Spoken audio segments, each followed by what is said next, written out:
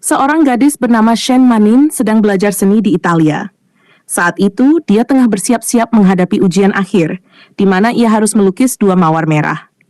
Temannya, Roma, bercerita tentang sebuah legenda yang melibatkan mawar kembar.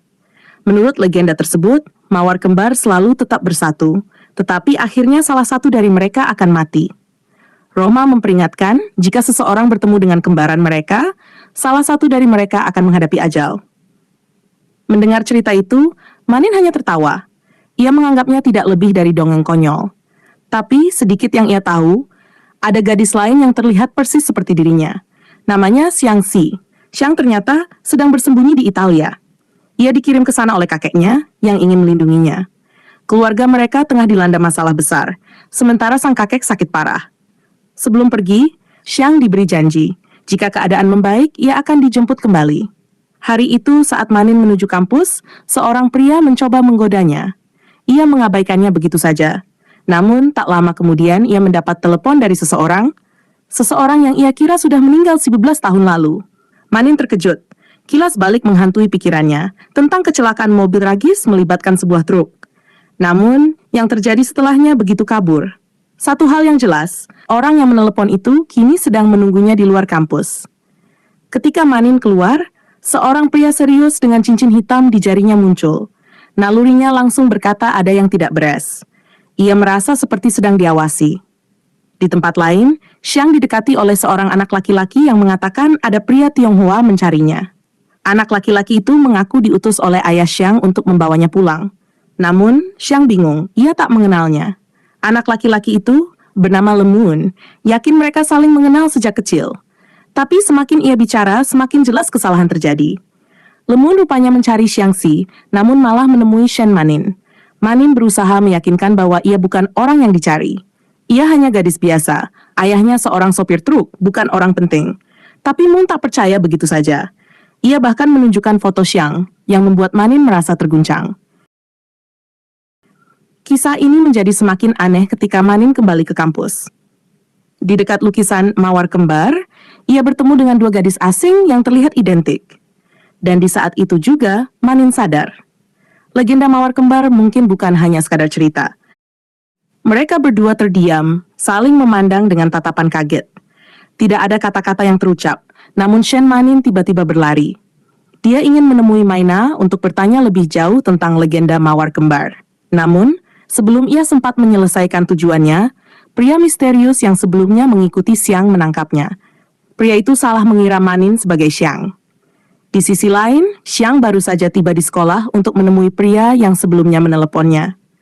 Namun kali ini, pria yang sama kembali mendekatinya, bukan untuk menggoda, melainkan untuk bertanya tentang hal aneh yang dilihatnya. Xiang kemudian menyaksikan pemandangan mengejutkan. Seorang gadis, yang tampak seperti dirinya, pingsan dan digendong masuk ke dalam mobil oleh seorang pria. Xiang bingung, tetapi kekhawatirannya semakin dalam saat ia melihat Manin di dalam mobil yang melintas dengan kondisi hampir pingsan di kursi belakang. Merasa ada yang tidak beres, Xiang memutuskan untuk mengejar penculik itu, meninggalkan pertemuannya dengan pria yang meneleponnya, Yan Xingchong. Yan Xingchong, pria yang menghilang selama 17 tahun, mendapat kabar dari Xiang melalui telepon bahwa ia harus menyelamatkan seseorang lebih dulu. Saat itu juga, ia menyadari bahwa mobil penculik sedang membawa seseorang yang sangat mirip dengan Xiang. Xiang yang sedang mengejar berhasil menabrak mobil penculik dan menyelamatkan Manin. Dalam kekacauan itu, keduanya saling mengenal lebih dekat. Xiang menjelaskan bahwa pria-pria itu sebenarnya mengejarnya, tetapi salah mengira Manin sebagai dirinya karena kemiripan mereka. Namun, situasi semakin tegang ketika penculik tersebut kembali mengejar mereka. Di tengah pelarian, sebuah truk besar muncul dari arah berlawanan dan menabrak mereka. Xiang dengan cepat melindungi Manin, sementara Manin berhasil menggunakan ponsel Xiang untuk menelepon bantuan. Saat itu, dia secara tak sengaja menghubungi Yan Xingchong. Yan segera tiba bersama teman-temannya dan membawa Xiang serta Manin ke rumah sakit. Namun, takdir berkata lain. Setelah menjalani operasi darurat, dokter keluar membawa kabar buruk. Xiang tidak berhasil diselamatkan, sedangkan Manin mengalami luka serius pada matanya akibat pecahan kaca. Yan sangat terpukul mengetahui Xiang telah meninggal. Namun, sebelum ia pergi dari rumah sakit, dokter menghentikannya. Ada sesuatu yang penting yang harus dia ketahui. Dokter menunjukkan bahwa Xiang dan Manin memiliki wajah yang identik, yang mengejutkan Yan. Dokter juga menjelaskan bahwa Manin membutuhkan transplantasi kornea segera, dan donor tercepat yang tersedia adalah Xiang. Mendengar ini, Yan merasa hancur. Ia bahkan memukul cermin di rumah sakit hingga melukai tangannya. Akhirnya, kornea Xiang digunakan untuk operasi Manin. Berkat itu, Manin dapat kembali melihat dunia.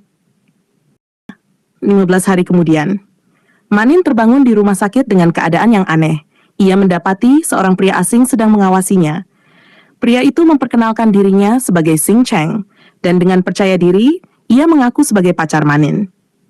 Manin merasa takut dan bingung. Xing Cheng kemudian mengungkapkan bahwa Manin sudah mati, dan sekarang ia adalah Xiang San. Namun, Manin menyadari sesuatu yang janggal. Informasi pasien di tempat tidurnya tertulis Xiang San. Manin tahu itu salah. Dia adalah Shen Manin, bukan Xiang San. Ketakutan memuncak dan Manin menjadi histeris. Ia lari ke atap dan mengancam akan melompat jika ada yang mendekatinya. Xing Chang mencoba mendekati, namun semakin dekat dia, semakin panik Manin.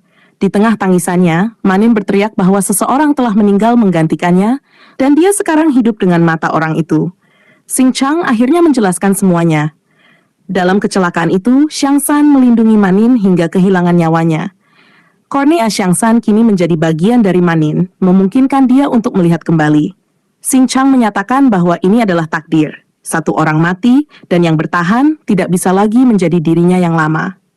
Ia harus hidup demi mengenang Xiang San. Manin merasa sulit menerima kenyataan ini. Saat ia tergelincir dan hampir jatuh dari atap, Xing Chang berhasil menangkapnya. Dengan tegas, dia berkata, "Kamu harus hidup, demi Xiang San."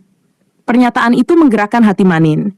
Ia teringat permintaan terakhir Xiang San sebelum meninggal untuk melanjutkan hidupnya, menjalankan bisnis keluarganya, dan membawa nama Xiang San kembali ke rumah. Dengan berat hati, Manin setuju. "Berapa lama?" tanyanya. Xing Chang hanya menjawab dengan menawarkan tangannya. Manin menjabatnya, tanda bahwa ia menerima takdirnya. Manin, yang kini hidup sebagai Xiang San, kembali ke Tiongkok. Di sana, ia mengetahui bahwa Xiang San berasal dari keluarga kaya yang memiliki perusahaan perhiasan terkenal. Namun, keluarga itu telah dilanda tragedi sejak Xiang San kecil. Ayahnya meninggal dalam kecelakaan, ibunya menghilang, dan kakeknya jatuh sakit. Xiang San dibawa ke luar negeri untuk melindunginya. Sebagai Xiang San, Manin harus mempelajari semua detail tentang hidup Xiang San, termasuk sejarah keluarganya, kepribadiannya, bahkan gaya bicaranya. Namun informasi itu begitu banyak hingga membuatnya kewalahan. Ia mencoba membuat catatan kecil untuk membantunya menghafal, tetapi Xing Chang menemukannya. Dengan nada dingin, Xing Chang membakar catatan itu dan memperingatkan Manin, "Tidak ada trik. Mulai sekarang, kamu adalah Xiang San sepenuhnya. Jika ada yang mencurigai, ini akan menjadi akhir bagimu."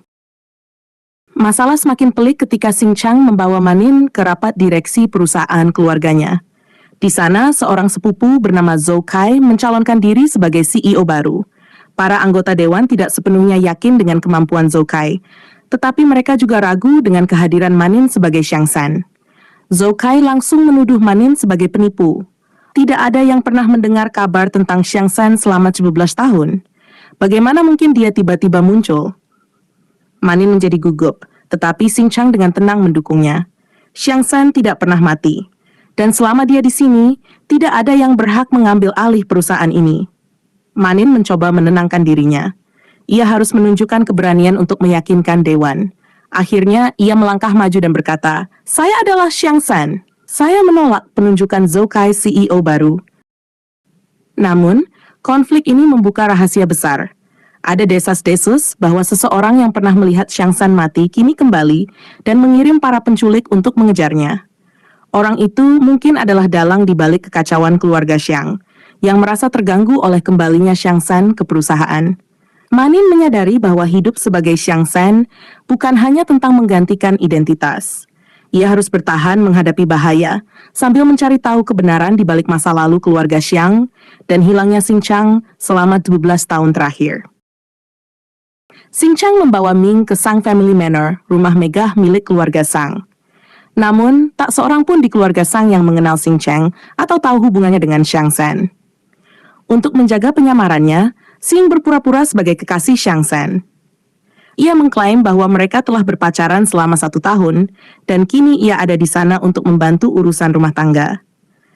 Namun, hal aneh terjadi ketika Xing Chang melihat sebuah lukisan ombak di manor. Ia menjadi emosional, bahkan tanpa sadar mencengkeram tangan Ming terlalu keras hingga menyakitinya. Tak lama, seorang wanita bernama Chase Onen, bibi Xiang San muncul. Sambutannya pada Xing Chang terasa dingin dan penuh dendam, seperti ada rahasia gelap yang menghubungkan mereka. Di sisi lain, Ming tampak gugup sepanjang waktu. Ia hampir saja masuk ke ruangan yang salah, tapi untungnya Xing Chang segera membimbingnya ke tempat yang benar. Ming mulai merasa keputusannya untuk menerima identitas Xiang San adalah beban yang sangat berat. Saat berada di kamar Xiang San, Ming menemukan lemari penuh pakaian mewah, tas, sepatu, dan aksesori. Ia terpukau dengan kemewahan itu, tapi perasaan bersalah membayangi pikirannya. Di sisi lain, Xing Chang terlihat merenung. Ia memikirkan perasaannya pada Ming, bertanya-tanya apakah ia benar-benar jatuh cinta pada Ming, atau hanya terikat oleh masa lalu Xiang San. Di tengah kebimbangan ini, seorang wanita dari perusahaan saingan muncul dan menawarkan pekerjaan kepada Xing Chang sebagai desainer dengan gaji yang besar. Namun Xing Chang dengan tegas menolak tawaran itu. Fokusnya terpecah ketika ia mendapat kabar bahwa seseorang yang tak terduga, Sunan, telah kembali. Sementara itu, Ming sedang berjalan di taman tanpa menyadari bahwa seseorang mengikutinya. Tiba-tiba, pria bernama Muan muncul dan memanggilnya Ming dengan nada penuh emosi. Ming terkejut dan mencoba menyangkal identitasnya. Namun, Muan tidak percaya begitu saja. Muan mencengkeram tangan Ming dengan kuat, mendesaknya untuk mengungkapkan identitas aslinya. Ming gugup dan mencoba meyakinkan Muan dengan menyebut kenangan masa kecil Xiang San. Namun ponselnya jatuh, memperlihatkan bahwa itu bukan milik Xiang San. Hal ini semakin menambah curigaan Muan. Ia mencoba menelepon nomor Xiang San, tapi telepon Ming tidak berdering. Tepat saat itu, Xing Chang muncul dengan telepon asli Xiang San di tangannya. Xing Chang membawa Ming pergi, lalu menguncinya di kamar. Dengan nada dingin, ia memarahi Ming karena hampir mengungkapkan identitas palsunya. Ia memperingatkan, "Kamu adalah Xiang San sekarang.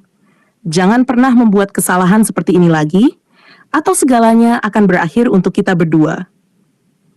Ming yang awalnya takut, tiba-tiba merasa marah. Ia menuntut Xing Chang untuk mengungkap identitas dan motifnya yang sebenarnya. "Apakah kamu benar-benar tunangan Xiang San? Atau kamu hanya ingin menggunakan identitasku untuk merebut kekayaan dan perusahaan keluarga Sang?" Xing Chang marah mendengar tuduhan itu. Dengan sinis, ia mendekat seolah ingin menciumnya, lalu berkata, "Aku tidak perlu menikahimu untuk mendapatkan kekayaan keluarga Sang. Jangan campuri urusanku." Beberapa hari kemudian, kakek Xiang San, Jian Chen, tiba-tiba jatuh sakit. Keluarga Sang membawanya ke rumah sakit dan dokter mendiagnosis gagal ginjal akut. Jian Chen membutuhkan transplantasi ginjal dari anggota keluarga, sehingga semua anggota keluarga Sang harus menjalani tes darah. Ming panik. Ia mencoba menghubungi Xing Chang berkali-kali, tapi pria itu tidak menjawab. Sementara itu, Xing Chang ternyata sedang menyelidiki kecelakaan yang terjadi pada Xiang San dan Ming. Penyelidikan itu mengungkap petunjuk baru. Kecelakaan tabrak lari yang menimpa Xiang San dan Ming mungkin dilakukan oleh 2 orang yang berbeda. Situasi semakin pelik ketika keluarga Sang mulai curiga pada Ming, terutama karena ia terlihat terlalu khawatir saat mendengar tentang tes darah. Bagaimana Ming akan menghadapi ujian ini? Dan apakah Xing Chang benar-benar ada di pihaknya, atau justru memiliki rencana lain?